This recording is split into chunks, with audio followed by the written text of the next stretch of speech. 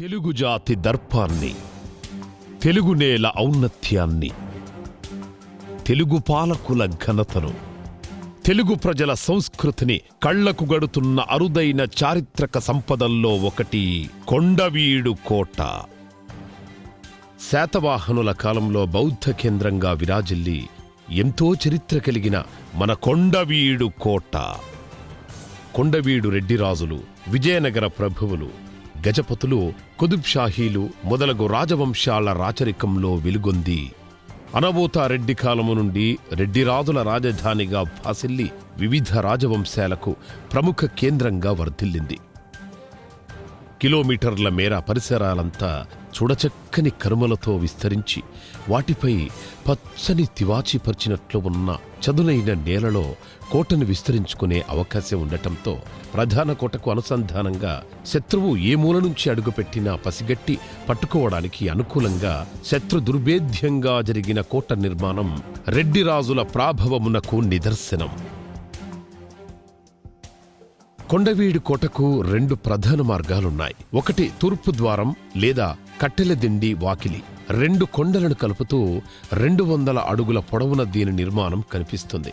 రెండంతస్తుల మండపాలుగా దర్శనమిచ్చే ఈ మార్గంలో అతిపెద్ద శిలాద్వారం స్వాగతం పలుకుతుంది.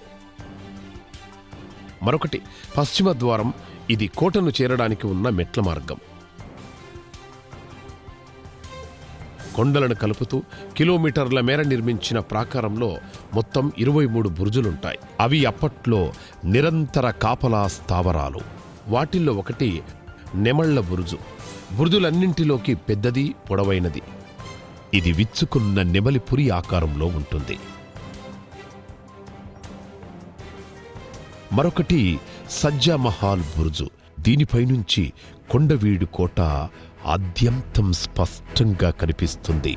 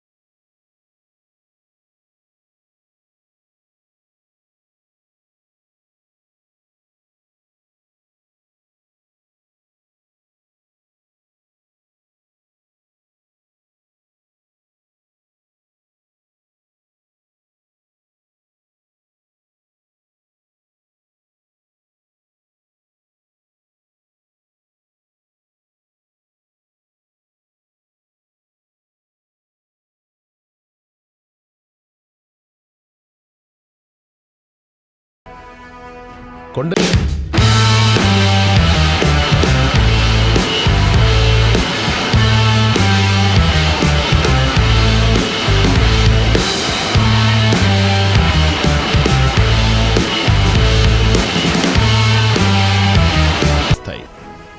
క్రీస్తు శకం 1323లో కాకతీయ సామ్రాజ్యం పతనమై ఆంధ్రదేశం ముస్లింల హస్తగతమైంది.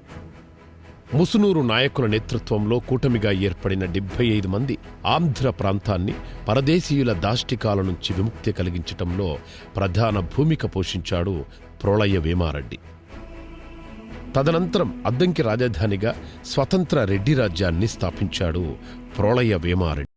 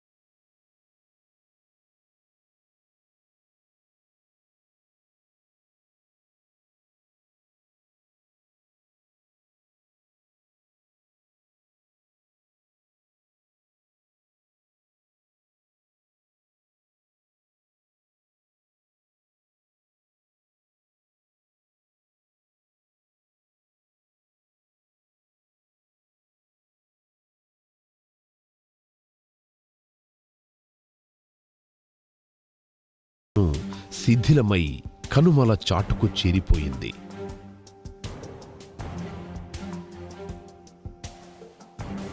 తాజాగా ఆంధ్రప్రదేశ్ ప్రభుత్వం మరుగున పడిన ఆ చారిత్రక సంపదను వెలుగులోకి తెస్తోంది. కళా తప్పిన కొండవీడును తెలుగు జాతి సంపదగా గుర్తించి అభివృద్ధి చేస్తోంది. శిథిలమైన కోటను పునరుద్ధరించి పూర్వ వైభవాన్ని తీసుకొస్తోంది. సంస్కృతి వారసత్వాన్ని రక్షించాలంటే దాన్ని ప్రజలకు చేరువ చెయ్యాలి. పర్యాటకంలో అగ్రభాగాన ఉంచాలి. ఆ ప్రయత్నంలోనే భాగంగా కొండవీడును చేరే అప్రోచ్ రోడ్డును ఏర్పాటు చేసింది.